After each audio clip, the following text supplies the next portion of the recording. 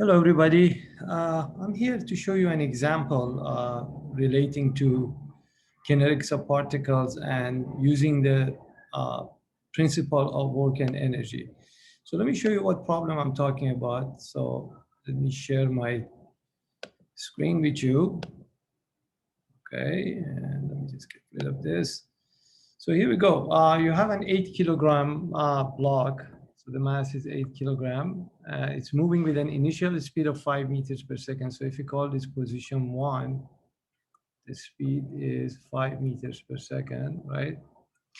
If the coefficient of kinetic friction between the block and the plane is 0.25, so that's the coefficient of friction right here, right?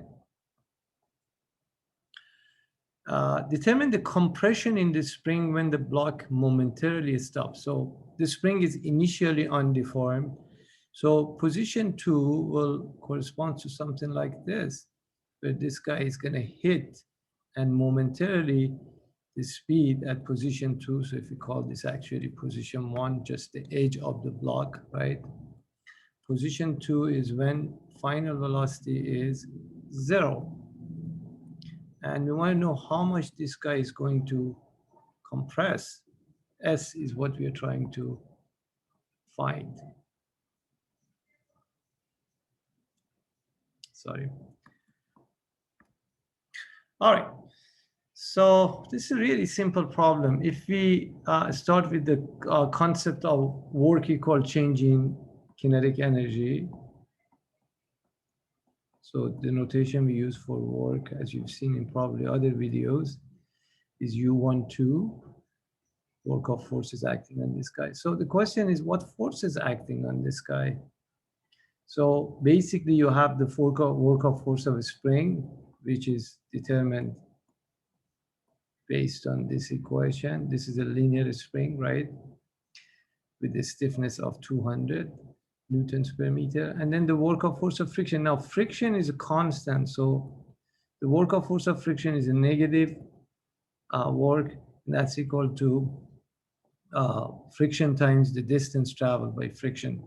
So notice that actually, you'll see in a minute that you have to be careful with that, this S. So maybe I should call this actually a D, so not to be confused with this S, equal to 1/2 final velocity squared minus 1/2 mass times initial velocity squared. So this is the final kinetic energy, this is the initial kinetic energy.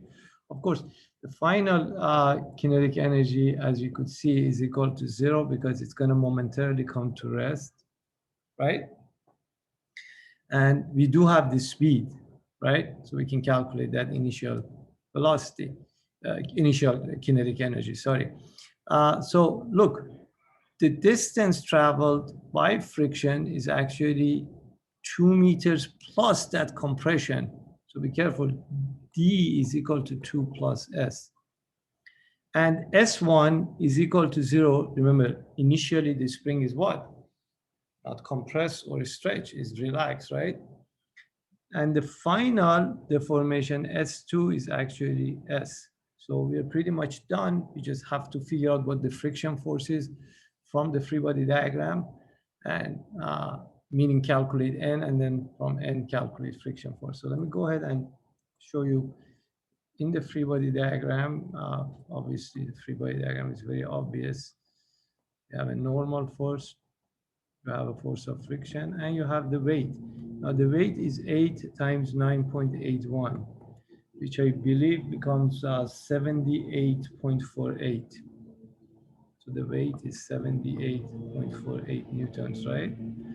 So balancing the forces in the y direction, N must be equal to the weight. Then friction force is going to be equal to mu k times N. So mu k, as you could see here, is 0.25. If I multiply that by 78.48, that becomes 19.62 newtons. So that's the force of friction. Okay, let me clean this up actually here for you guys. So that was 0.25, the coefficient of friction. So now we are almost done. As you could see here, just plug in minus 1/2 K is equal to 200, right? S2, we said it's S, how much it's going to compress before it momentarily comes to rest. S1 was already 0.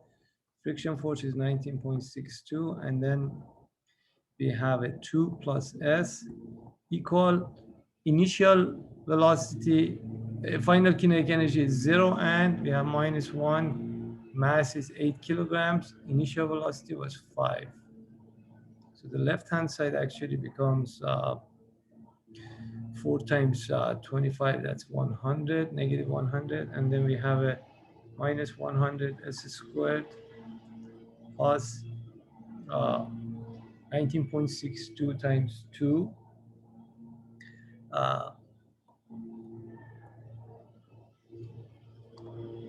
Right?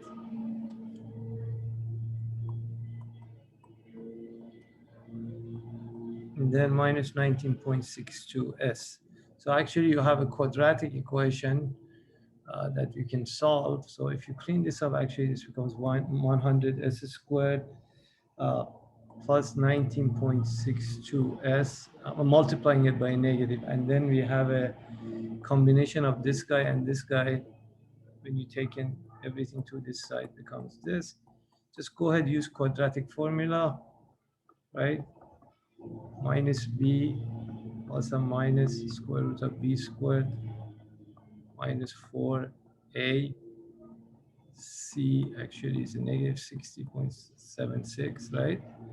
Divided by 2a.